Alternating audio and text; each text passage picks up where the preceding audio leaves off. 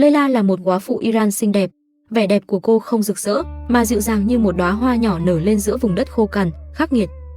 Chỉ một tháng trước thôi, Layla vẫn còn sống cùng bố mẹ chồng trong một mái nhà và chưa kịp nguôi ngoai nỗi đau mất người thân. Tai nạn đã cướp đi người chồng của cô, để lại Layla đơn độc cùng hai đứa con thơ, đối mặt với cuộc sống đầy thử thách phía trước. Hôm đó, chỉ vì những chuyện vụn vặt, mẹ chồng lại buông lời cay nghiệt với con dâu. Layla hiểu rằng một cuộc sống luôn bất an như thế không thể kéo dài. Cuối cùng, cô quyết định rời đi, mang theo hai đứa con để bắt đầu cuộc sống riêng. Layla thu dọn những gì thuộc về mình, dụng cụ nhà bếp tự tay sắm sửa, quần áo, chăn mền, những tấm thảm lông, tất cả đều là mồ hôi và kỷ niệm của cô. Cô biết rằng, từ giây phút này, mình sẽ đơn độc nuôi con, cuộc sống phía trước chỉ toàn gian nan. Vì thế, cô mang theo số tiền tiết kiệm có được từ việc bán cừu trước đây thứ vốn liếng duy nhất để nương tựa. Cô chỉ lấy những gì thuộc về mình. Lúc này, mẹ chồng cũng chợt nhận ra mình đã quá lời, vội chạy ra bế đứa trẻ, mong giữ ba mẹ con Layla ở lại. Nhưng Layla đã hạ quyết tâm, cô lặng lẽ qua lại, tiếp tục mang đồ đạc ra ngoài, đồ dùng sinh hoạt đã đủ đầy. Layla đặt hành lý và cậu con trai lên lưng con lừa nhỏ, tay trái bế Elisa, tay phải dắt lừa, rời khỏi ngôi nhà cũ không ngoảnh lại. Cô dẫn con lừa đi trên con đường núi gập ghềnh, băng qua những triền đá khô cằn. Sau một quãng đường dài, Layla dừng lại trước một hang núi. Cô quan sát thật kỹ xung quanh. Hang động này có lẽ từng được những người du mục trước đây khai phá. Phía trên là một tảng đá lớn, đủ để che mưa chắn gió. Trước mặt là không gian rộng mở, cỏ cây xanh tốt, nơi nhiều đoàn du mục vẫn chọn làm bãi chăn thả. Layla quyết định dừng chân tại đây. Dù hang động nhỏ bé, trống trơn và ẩm thấp, nhưng cô tin rằng bằng đôi tay cần cù của mình, nơi này sẽ trở thành chốn nương thân bình yên cho ba mẹ con. Cuộc sống trước mắt vô cùng khó khăn, nhưng tổ tiên của Layla bao đời nay đều sống du mục. Từ nhỏ, cô đã quen với núi rừng, gió cát và sự khắc nghiệt của thiên nhiên. Cô hiểu đất, hiểu trời và tin rằng mình đủ sức đón nhận thử thách mới, nuôi hai con khôn lớn nên người. Hai đứa trẻ vẫn còn lạ lẫm với môi trường mới. Layla kiên nhẫn chơi đùa, vỗ về, đợi chúng dần ổn định cảm xúc. Sau đó, cô ra ngoài tìm củi khô. Gần hang động có rất nhiều củi, việc sinh sống ở đây xem ra khá thuận tiện. Thu gom xong, Layla dựng một bếp lò đơn sơ trên bệ đá trước hang nơi sau này sẽ là chỗ nấu nướng hàng ngày. Cô nhóm lửa thành thạo, nấu bữa cơm đầu tiên trong chốn ở mới. Nấu xong, Layla đút từng thìa cơm cho hai con, ánh mắt dịu dàng nhưng đầy kiên định. Giữa nơi hoang dã này, dù gian khổ bủa vây, nhưng tin rằng cô và hai con sẽ tìm thấy sự an ủi khi đồng hành cùng nhau. Họ sẽ cùng nhau đối mặt với mọi thử thách của cuộc đời. Và chính tình yêu sẽ dẫn lối họ vượt qua những ngày tháng tăm tối nhất. Cô là một người phụ nữ Iran chăm chỉ và lạc quan. Dù cuộc đời liên tục vùi dập, cô vẫn sống chậm rãi và bền bỉ như những cây xương rồng trong sa mạc. Cô mở lối đi trong hang, đào rãnh dẫn nước, nuôi dạy con cái. Từ gian bếp đơn sơ cho đến cách sắp xếp nơi ở, tất cả đều được tạo nên từ đôi tay cần mẫn của Layla. Sáng sớm, sau khi dọn dẹp vệ sinh xong, cô lấy ra một con gà đã làm sẵn, dùng con dao nhỏ cẩn thận chặt thành từng miếng. Hôm nay, Layla định nấu món cà ri gà cho các con, để bé Elisa và cậu bé Sam có một bữa ăn đủ đầy. Thịt gà sau khi cắt được rửa sạch bằng nước. Có lẽ hiếm ai sống giữa thiên nhiên hoang dã mà vẫn kỹ tính đến vậy. Trong hang của Layla thậm chí còn có cả vòi nước dẫn về. Cô nhóm lửa, đặt nồi lên bếp, vừa nấu thịt gà vừa nấu cơm. Trong lúc chờ đợi, Layla ngồi trên tấm thảm cắt rau củ. Elisa lặng lẽ ngồi bên, chăm chú nhìn mẹ làm việc, còn Sam thì ngủ say trong chiếc lều nhỏ. Cô cắt cà rốt ăn kèm với thịt gà, một bữa ăn giản dị nhưng giàu dinh dưỡng. Thịt gà được trần qua nước sôi rồi rửa lại bằng nước sạch thêm một lần nữa. Sau đó, Layla cắt hành tây, xào chín các nguyên liệu phụ, cho thịt gà vào đảo đều, cuối cùng rắc bột cà ri đảo au, hương thơm lan tỏa khắp hang. Bữa trưa nhanh chóng hoàn thành. Layla trải khăn sạch lên một đĩa cơm lớn, trộn đều với cà ri gà. Tay trái cô đút cho Elisa, tay phải lại đút cho Sam, chỉ sợ hai đứa trẻ ăn chưa đủ no. Cô thực sự là một người mẹ đảm đang. Ăn xong, Layla lại cẩn thận dọn dẹp, rửa tay rửa mặt cho các con. Một người phụ nữ vừa xinh đẹp, vừa chăm chỉ, lại luôn giữ tinh thần lạc quan. Hang động mà Layla chọn có phong cảnh dễ chịu. Từ trong hang nhìn ra, tầm nhìn rộng mở, nắng gió chan hòa, quả thực là một nơi thích hợp để sinh sống lâu dài. Layla một mình nuôi cặp song sinh mới hơn 1 tuổi trong hang động nhỏ này. Những ngày trước, cô bận rộn tu sửa nơi ở. Hôm nay, cô quyết định dành nhiều thời gian hơn để chơi đùa cùng các con. Buổi sáng, sau khi buộc tóc gọn gàng cho Elisa, ba mẹ con vui vẻ chơi đùa bên nhau. Layla tin rằng những khoảnh khắc tương tác này sẽ giúp các con cảm thấy an toàn hơn. Dù hoàn cảnh còn vô vàn khó khăn, Layla vẫn tin rằng thái độ sống lạc quan, tích cực của mình sẽ dần truyền sang các con. Sức sống của bọn trẻ, vì thế, cũng sẽ ngày một mạnh mẽ hơn. Sau khi chơi với hai con xong, Layla đến chỗ để củi, mang những thanh gỗ đã tháo dỡ trước đó đặt lên bệ đá lớn. cô dự định dùng số gỗ này dựng dọc mép bệ đá, rồi buộc lại bằng dây thép và dây thừng, tạo thành hàng rào đơn giản. Như vậy, khi hai đứa trẻ chơi đùa trên bệ đá, sẽ không dễ bị ngã xuống. Hai đứa nhỏ lặng lẽ nhìn mẹ làm việc, ánh mắt đầy tin cậy. Lúc này, Layla đang đào những hố nhỏ để cắm cọc gỗ. Sau đó, cô lại xuống khu vực con đường cũ dưới chân núi nơi trước đây từng được sửa bằng lốp xe, tiếp tục hoàn thiện từng chi tiết cho cuộc sống du mục mới của ba mẹ con. Layla mang theo dụng cụ lên bệ đá, rồi dùng cuốc nện chặt những tảng đá bên cạnh các cọc gỗ. Sau đó, cô dùng tay lùa đá vụn xung quanh, vây chặt lấy chân cọc để cố định. Những cọc gỗ phía sau cũng được Layla làm tương tự, nện đá, lấp đá vụn, từng chút một gia cố cho thật chắc. Nhờ vậy, hàng cọc gỗ dần đứng vững ở mép bệ đá, không còn lung lay trước gió núi. Layla lấy dây thép ra. Cô dự định dùng những sợi dây này để làm một hàng rào đơn giản, nối liền các cọc gỗ với nhau, tạo thành lớp bảo vệ an toàn. Bên trong hàng rào, hai đứa bé đang chơi đùa cùng nhau. Cô em gái chạy theo đuổi anh trai, tiếng cười vang lên giữa không gian tĩnh lặng. Nhưng chẳng bao lâu, Layla nghe thấy tiếng khóc của con gái. Cô lập tức bỏ dở công việc, tay trái bế một đứa, tay phải bế đứa còn lại, đưa cả hai xuống bệ đá lớn, cho chúng ngồi chơi trên tấm thảm trải sẵn. Hai đứa trẻ giờ đây đã rất thích chơi ở bệ đá này. Điều đó càng khiến Layla sốt ruột phải hoàn thành nhanh hàng rào dây thép để tăng thêm sự an toàn, tránh nguy cơ các con trượt chân ngã xuống sườn núi. Hoàn thành xong phần việc, Layla lấy ra một đĩa nhỏ đựng các loại hạt cho hai con ăn. Sam, cậu anh trai, luôn tỏ ra chín chắn, ân cần đút từng miếng cho em gái. Khi hai đứa trẻ ngồi yên lặng ăn uống, trông chúng thật đáng yêu và bình yên. Còn Layla thì bắt đầu chuẩn bị bữa trưa bên ngoài hang. Layla là một người phụ nữ kiên cường, một phụ nữ du mục Iran xinh đẹp và bền bỉ. Đây là câu chuyện đời thực được ghi lại trong một bộ phim tài liệu của đài truyền hình Iran, đã phát sóng kể về câu chuyện Layla một mình đưa cặp song sinh đến sống trong một hang động bỏ hoang giữa núi rừng. Hôm nay, cô quyết định tận dụng những tấm ván gỗ cũ bỏ đi để dựng một bức tường bảo vệ bên trong hang. Sáng sớm, Layla ném đá vụn trong hang xuống dưới. Hai đứa trẻ thấy vậy cũng bắt chước mẹ, vui vẻ ném theo. Sau khi dùng cào dọn sạch đá vụn, cô lấy cưa cắt những tấm ván theo kích thước phù hợp. Số ván gỗ này được cô mua lại từ những người du mục dưới chân núi, mang về để tái sử dụng. Cô dùng đinh sắt đóng từng tấm ván lên hai thanh gỗ, cẩn thận cố định từng tấm một. Hai đứa trẻ tỏ ra vô cùng tò mò trước công việc của mẹ.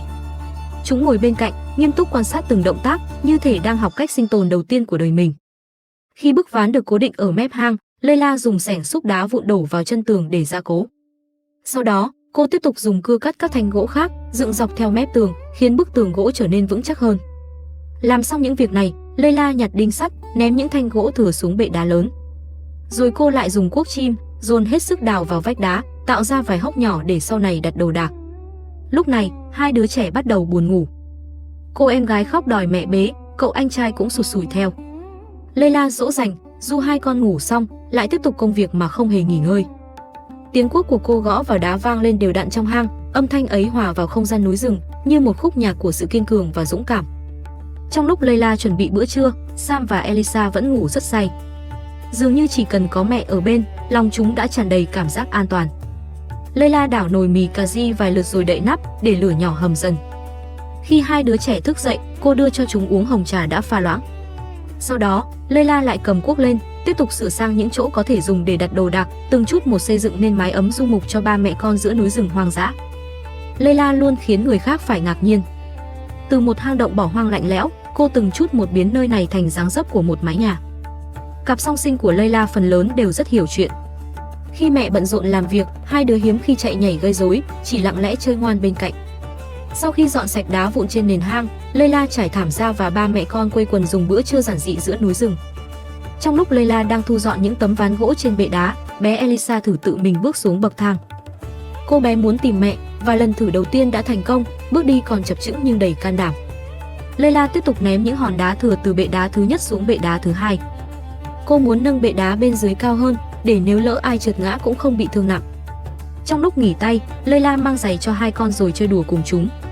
Sam và Elisa bị mẹ chọc cho cười khanh khách, tiếng cười vang vọng khắp vách đá. Layla luôn có cách rất riêng để nuôi dạy con, cho chúng đủ đầy sự quan tâm và yêu thương. Elisa lại tự mình men theo bậc thang và con đường nhỏ lót lốp xe để xuống tìm mẹ. Thấy mẹ đang làm việc, cô bé ngoan ngoãn chơi ở bên cạnh. Layla tiếp tục dùng cào gạt đá vụn ném xuống dưới, rồi cả những viên đá trên con đường nhỏ cũng được cô gom lại để nâng cao bệ đá thứ hai. Dưới sự nỗ lực không ngừng ấy, dù là bên trong hay bên ngoài hang động, mọi thứ dần trở nên giống một nơi ở thực sự.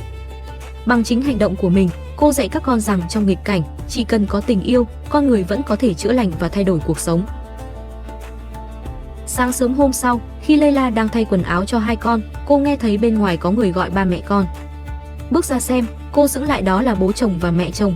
Đã gần 1 tháng rồi họ mới gặp lại nhau. Hai mẹ con ôm chầm lấy nhau, nước mắt không kìm được mà tuôn rơi. Thời gian gần đây, cô đã kiệt quệ cả tinh thần lẫn thể xác vì Elisa bị đá trên núi rơi trúng, gãy tay. Vừa nhìn thấy mẹ chồng, mọi nỗi tủi thân dồn nén bấy lâu liền vỡ òa. Mẹ chồng khi nhìn thấy nơi ở của ba mẹ con trong hang động cũng bật khóc. Bố chồng nhìn hai đứa cháu yêu quý, lòng không khỏi xúc động. Mẹ chồng ôm lấy Elisa, thấy cánh tay bé bị thương, nước mắt bà rơi không ngừng. Trong lòng bà dâng lên những ký ức sâu nặng cùng nỗi áy náy khó nguôi. Bố chồng lấy những món ăn vặt đã mua đưa cho Elisa. Cô bé lại vui vẻ chia sẻ món đồ chơi mới với ông nội. Mẹ chồng vẫn đứng bên cạnh, lặng lẽ khóc trong xót xa. Sam nói với ông bà rằng tay của em gái là do đá trên núi rơi xuống làm gãy. Bố chồng cẩn thận kiểm tra cánh tay bị thương của Elisa, rồi cúi xuống hôn nhẹ lên tay cô bé để an ủi. Ông bà còn mua quần áo mới cho cả hai đứa trẻ. Layla chưa từng oán trách cha mẹ chồng bởi cô hiểu rằng họ cũng đã mất đi người con trai yêu quý nhất của mình. Layla nhóm lửa lên. Mẹ chồng nói với cô rằng bà cũng đã mua quần áo mới cho cô. Khi nhận lấy bộ đồ, Layla vô cùng xúc động. Cô biết rằng trong lòng mẹ chồng, mình vẫn luôn có một vị trí. Mẹ chồng còn mua thịt gà từ thành phố mang đến cho ba mẹ con. Layla bắt đầu cắt thịt, chuẩn bị bữa ăn, trong lòng dâng lên một cảm giác ấm áp hiếm hoi. Giữa núi rừng khắc nghiệt, tình thân vẫn là ngọn lửa không bao giờ tắt. Layla đem thịt gà ra suối rửa sạch. Bố chồng bế Sam trên tay, mẹ chồng ôm Elisa, cả gia đình lặng lẽ phối hợp với nhau một cách tự nhiên. Giữa hang đá hoang sơ, khung cảnh ấy lại ấm áp lạ thường, như một bức tranh đoàn viên hiếm hoi. Nếu người chồng vẫn còn sống, có lẽ họ đã là một gia đình trọn vẹn, yên ấm biết bao. Thấy đồ ăn nhiều, mẹ chồng vừa trông Elisa vừa vo gạo. Cả gia đình quây quần bên nhau, ai nấy đều có việc trong tay, cùng chuẩn bị cho bữa trưa nơi hang đá. Khi Layla xiên xong thịt, mẹ chồng mang ra bếp lửa nướng. Hôm nay, ngay cả mặt trời nhỏ trong nhà cũng được ăn no hơn thường lệ.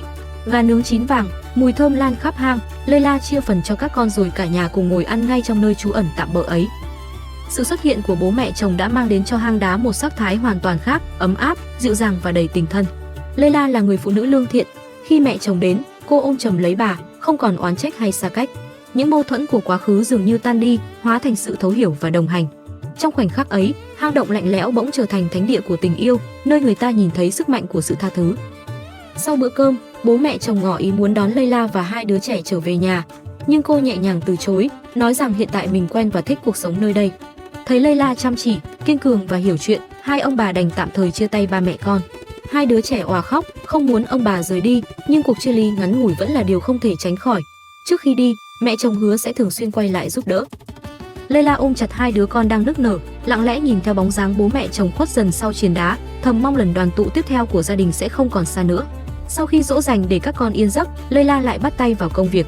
Một người dân mang đến cho cô nhiều lốp xe cũ và cô dự định dùng chúng để cải tạo khu vực bên ngoài hang, tạo thành một nền đất phẳng và an toàn hơn. Trước đó, Layla đã dùng bùn vàng đắp cao lớp nền ban đầu. Giờ đây, cô tiếp tục xếp lốp xe, nhồi đá lớn vào bên trong để gia cố, nâng nền lên cao hơn. Cô quay vào trong hang, đẩy những khối đá từ bức tường cũ xuống, dùng chúng đắp nền, phòng khi trượt ngã cũng không bị thương nặng. Trong dự tính của Layla, sau này cô sẽ dựng thêm hàng rào gỗ quanh tường, rồi làm một cánh cửa đơn sơ, từng bước nâng cao độ an toàn cho nơi ở. Cô không chỉ xinh đẹp mà còn thông minh và bền bỉ. Hai đứa con của cô cũng rất ngoan ngoãn, khi mẹ làm việc chúng không quấy khóc. Cô lại dùng cuốc đập nền đất phía ngoài hang, cố gắng làm cho mặt đất cao hơn và bằng phẳng hơn. Khi đá chưa đủ, Layla leo lên sườn hang, tìm thêm đá rồi ném xuống, tiếp tục bồi đắp cho nền sống của ba mẹ con giữa cuộc đời du mục khắc nghiệt.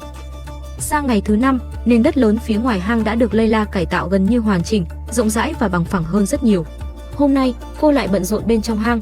Layla dùng các dụng cụ thô sơ để chỉnh mặt đất cho phẳng thêm, rồi trải thảm ra, cẩn thận quét dọn từng hạt bụi nhỏ. Hai đứa trẻ vui vẻ chơi đùa bên trong, tiếng cười vang lên làm không gian hang đá bớt lạnh lẽo. Dọn xong trong hang, Layla bước ra nền đất lớn bên ngoài, rắc nước lên mặt đất để giảm bụi, chuẩn bị trải thảm. Trong lúc nghỉ tay, cô ngồi chải tóc cho con gái, rồi cùng hai đứa trẻ ăn lót dạ đôi chút. Nghỉ ngơi chưa được bao lâu, Layla lại xuống núi, tự mình vận chuyển thêm nhiều lốp xe cũ lên hang. Lần này, cô dự định dùng chúng làm bậc thang dẫn ra ngoài, tạo một lối đi nhỏ chắc chắn và an toàn hơn cho các con. Tất cả những việc cô làm đều chỉ vì hai đứa trẻ, với mong muốn dựng nên một mái nhà ấm áp giữa thiên nhiên khắc nghiệt. Layla lật từng chiếc lốp xe, cho đá vào bên trong để tăng trọng lượng, sắp xếp chúng thành từng bậc. Sang ngày thứ 6, ngay từ sáng sớm, Layla đã chơi đùa cùng các con.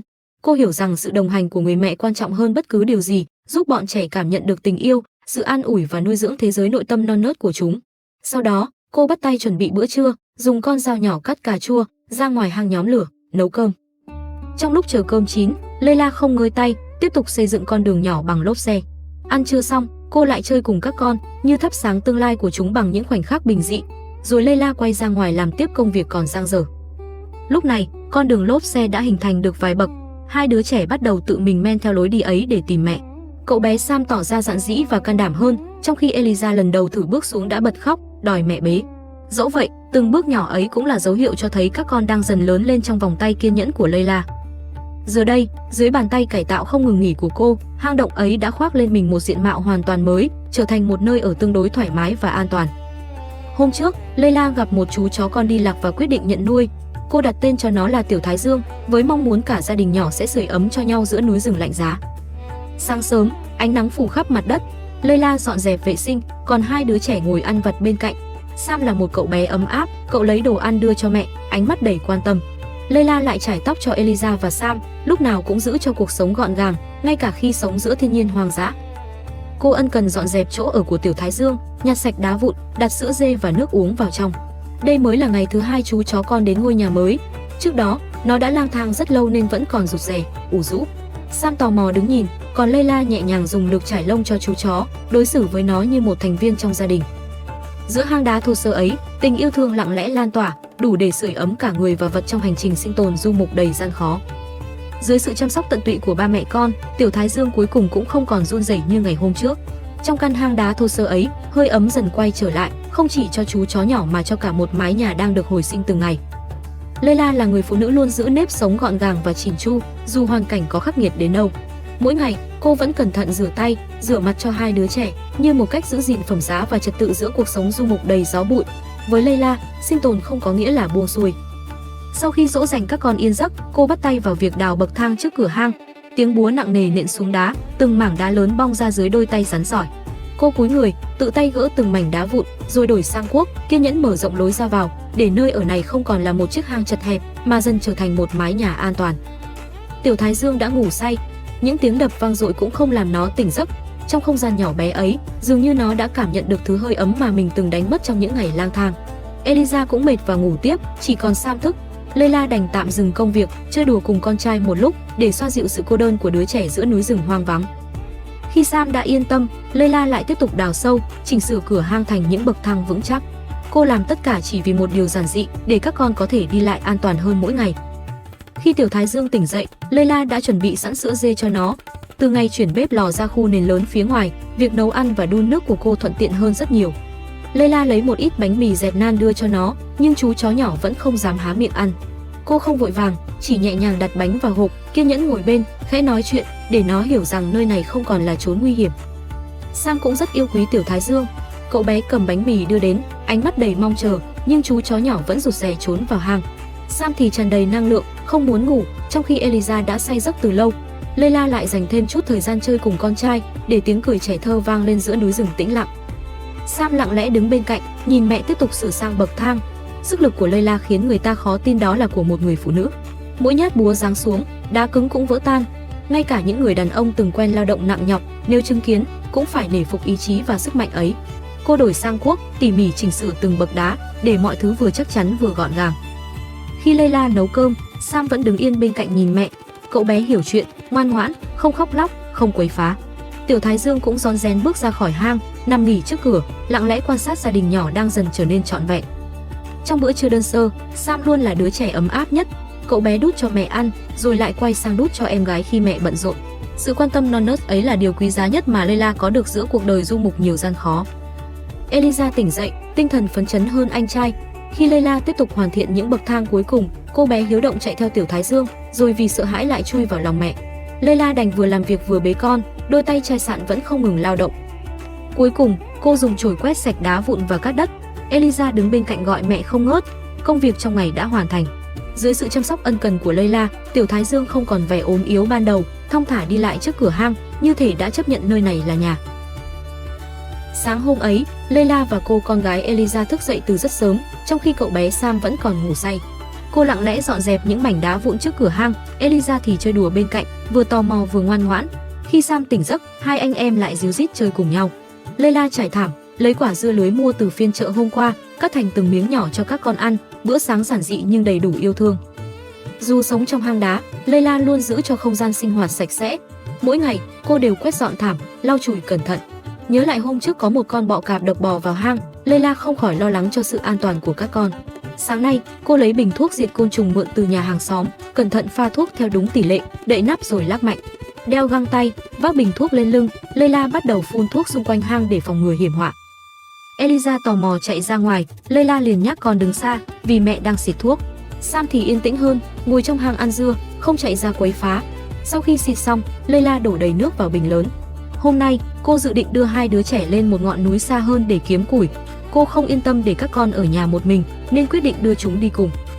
Layla xuống núi dắt con lừa nhỏ về, đặt Sam vào chiếc túi buộc trên lưng lừa. Một tay cô bế Eliza, tay còn lại dắt lừa, chậm rãi bước trên con đường núi gập ghềnh đầy đá. Khi đến nơi, Eliza tỏ ra sợ hãi trước khung cảnh xa lạ, bật khóc không ngừng. Trái ngược hẳn với em gái, Sam suốt quãng đường vẫn im lặng, ngoan ngoãn ngồi yên. Layla dùng cuốc xúc đất, san phẳng một khoảng nhỏ để các con có chỗ ngồi an toàn. Cô chơi với hai đứa trẻ một lúc, dỗ dành Eliza nín khóc rồi mới yên tâm đi lên cao tìm củi khô. Trong lúc làm việc, Layla vẫn luôn trò chuyện với các con, để chúng biết mẹ ở ngay gần và không cảm thấy bất an.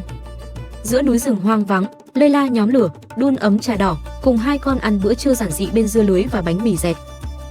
Ăn xong, cô vác bó củi lên lưng, dắt con lừa nhỏ lặng lẽ trở về hang đá. Con đường phía trước vẫn đầy gió cát và hiểm nguy, nhưng hành trình của người mẹ du mục này vẫn chưa dừng lại. Những thử thách khắc nghiệt hơn đang chờ Layla ở tập tiếp theo.